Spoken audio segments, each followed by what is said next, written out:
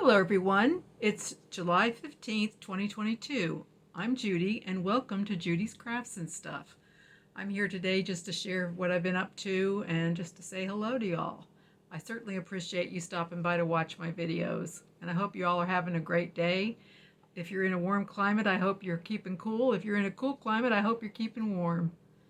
Unless you really like that kind of thing, and maybe you like to be out in the cold or you like to bask in the sun. So whatever it is, I hope you're having a great day.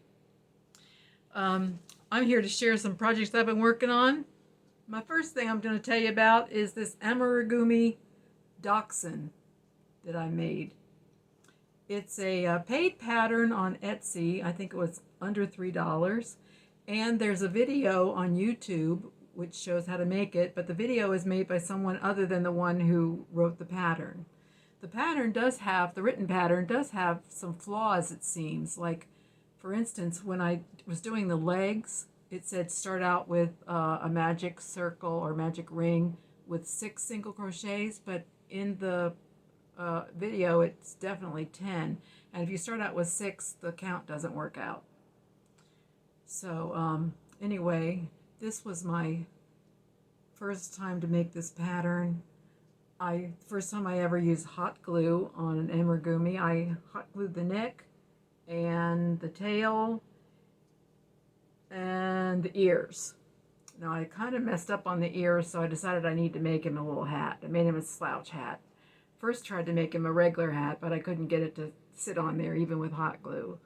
Or I didn't even try the hot glue. But it didn't look like it was going to work, so I decided to make him a slouch hat. Anyway, he also has a little collar with a button. And he's a little bit lopsided. I've taken some tips from Llama Mama Kayla that I really appreciate, but I was a little bit sloppy with the way that I placed these ears. And I wasn't quite prepared for how well the hot glue worked. So when I first placed them and tried to move them, now forget it. They were not going to be moved. So anyway, and then the legs are movable. If I was to do this again, I think I would use a larger hook because he kind of came out looking like a torpedo. And with the neck, I think I put his neck back a little bit too far.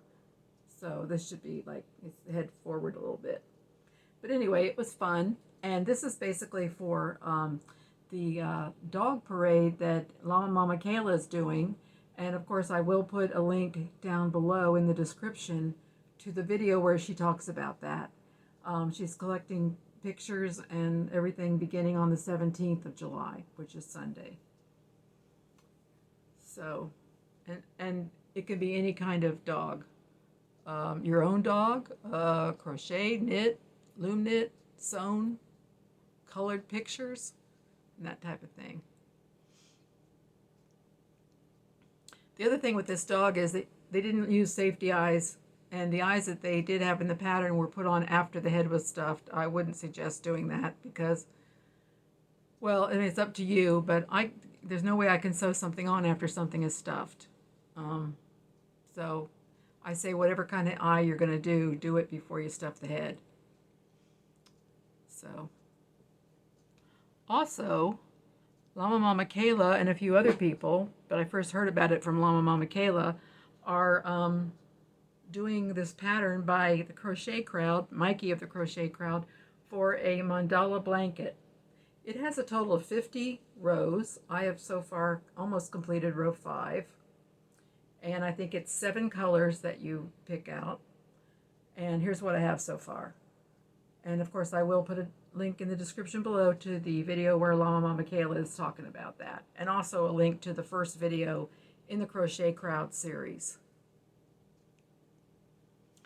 I also wanted to share this beautiful notions bag that was made by Rochelle of EJ's daughter, and she donated it to Rose of Roselikescrochet, who is doing the Wings project, and every month Rose gives out gifts to those who have donated items to Wings during that month, and I just happen to have my name picked out to win this notions bag.